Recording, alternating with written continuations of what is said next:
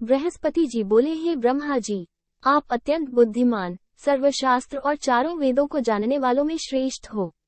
हे प्रभु, कृपा कर मेरा वचन सुनो। चैत्र, आश्विन, माघ और आषाढ़ मास के शुक्ल पक्ष में नवरात्र का व्रत और उत्सव क्यों किया जाता है? हे भगवान, इस व्रत का फल क्या है, किस प्रकार करना उचित है, और पहले इस व्रत को किसने किया, सो विस्तार से कहो। बृहस्पति जी का ऐसा प्रश्न सुनकर ब्रह्मा जी कहने लगे, हे बृहस्पति, प्राणियों का हित करने की इच्छा से तुमने बहुत ही अच्छा प्रश्न किया है।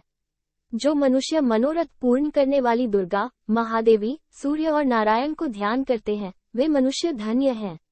यह नवरात्र व्रत संपूर्ण कामनाओं को पूर्ण करने वाला है। इसके करने से पुत्र चाहने वाले को पुत्र, धन चाहने वाले को धन, विद्या चाहने वाले को विद्या और सुख चाहने वाले को सुख मिल सकता है। इस व्रत को करने से रोगी मनुष्य का रोग दूर हो जाता है और कारागार में पड़ा हुआ मनुष्य बंधन से छूट जाता है। मनुष्य की तमाम विपत्तियां दूर हो जाती हैं और उसके घर में संपूर्ण संपत्तियां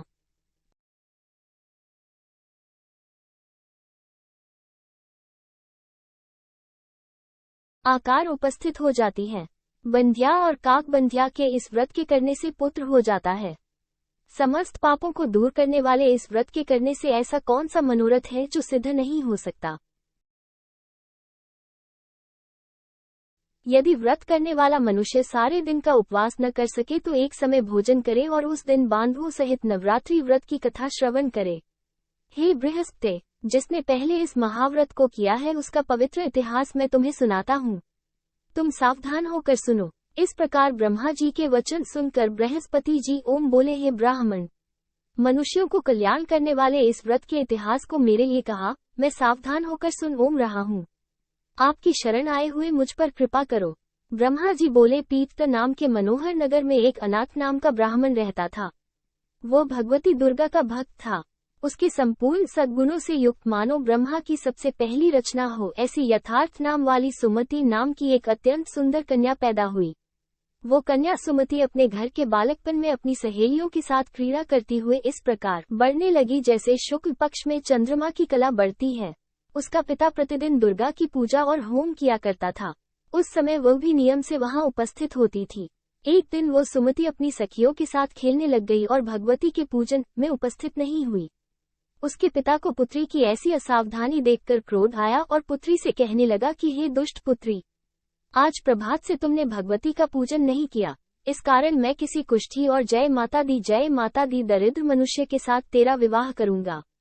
इस प्रकार कुपित पिता के वचन सुनकर सुमति को बड़ा दुख हुआ और पिता से कहने लगी कि हे पिताजी, मैं आपकी कन्या हूँ, मैं आपके सब तरह से अधीन हूँ, जैसी आपकी इच्छा हो मेरा विवाह कर सकते हो। होगा वही जो मेरे भाग्य में लिखा है, मेरा तो इस पर पूर्ण विश्वास है।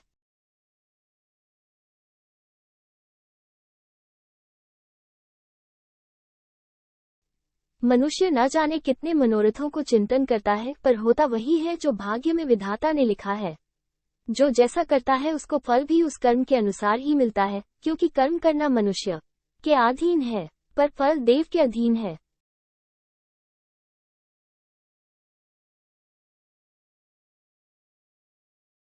जैसे अग्नि में पड़े हुए तृण दी उसको अधिक प्रदीप्त कर देते हैं, उसी तरह अपनी कन्या के ऐसे निर्भयता से कहे हुए वचन सुनकर उस ब्राह्मण को अधिक क्रोध आया।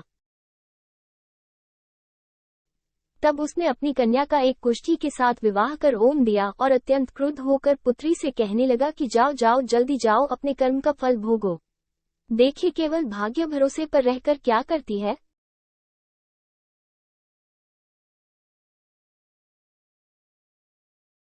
सब प्रकार से कहे हुए पिता के कटु वचनों को सुनकर सुमति अपने मन में विचार करने लगी कि अहो, मेरा बड़ा दुर्भाग्य है जिससे मुझे ऐसा पति मिला। इस तरह अपने दुख का विचार करती हुई वह सुमति अपने पति के साथ वन चली गई और भयानक वन में कुशायुक्त उस स्थान पर उन्होंने वह रात बड़े कष्ट से व्यतीत की। उस गरीब बालिका की ऐसी दशा देखकर भगवती पूर्व पुण्य के प्रभाव से प्रकट होकर सुमति से कहने लगी कि हे ब्राह्मणी, मैं तुम पर प्रसन्न हूँ, तुम जो चाहो वरदान मांग सकती हो। मैं प्रसन्न होने पर मनोवांछित फल देने वाली हूँ। इस प्रकार भगवती दुर्गा का वचन सुनकर ब्राह्मणी कहने लगी कि आप कौन हैं जो मुझ पर प्रसन्न हुई हो, ये सब मेरे लिए कहा और अपनी कृपा दृष्टि से मुझ दासी को कृतार्थ करो।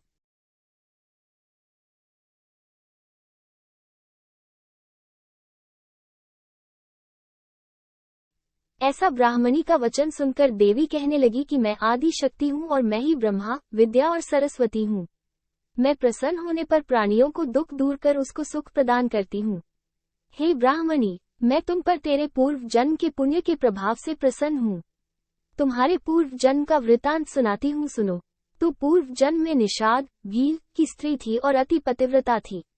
एक दिन तेरे पति निषाद ने चोरी करने के कारण तुम दोनों को सिपाहियों ने पकड़ लिया और ले जाकर जेलखाने में कैद कर दिया।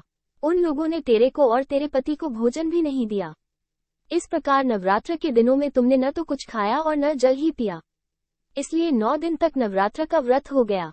हे ब्राह्मणी, उन दिनों में जो व्रत हुआ उस व्रत के प्रभाव से प्रसन्न होकर तुम्हें मनोवांछित वस्तु दे रही हूँ। तुम्हारी ओम जो इच्छा हो सो मांगो। इस प्रकार दुर्गा के कहे वचन सुनकर ब्राह्मणी बोली कि अगर आप मुझ पर प्रसन्न है तो हे दुर्गे, आपको प्रणाम करती हूँ। कृपा करके मेरे पति के कोढ़ को दूर करो।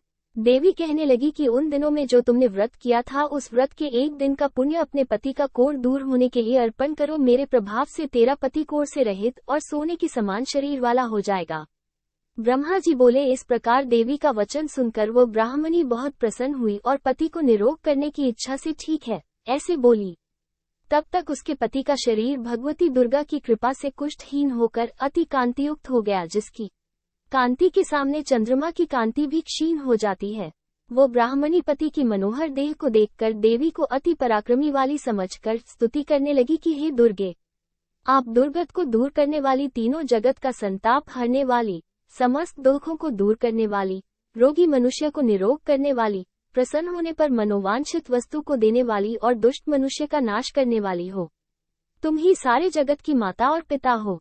हे अम्बे, मुझ अपराध रहित अबला की मेरे पिता ने कुष्ठ के साथ विवाह कर मुझे घर से निकाल दिया।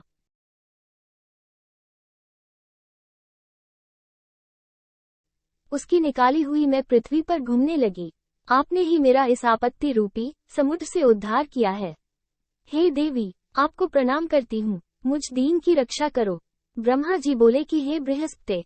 इसी प्रकार उस सुमति ने मन से देवी की बहुत स्तुति की। उससे की हुई स्तुति सुनकर देवी को बहुत संतोष हुआ और ब्राह्मणी से कहने लगी कि हे ब्राह्मणी, तुम्हारे उदायल नाम का एक अति बुद्धिमान, धनवान, कीर्तिवान और जितेंद्रिय पुत्र शीघ्र ही होगा।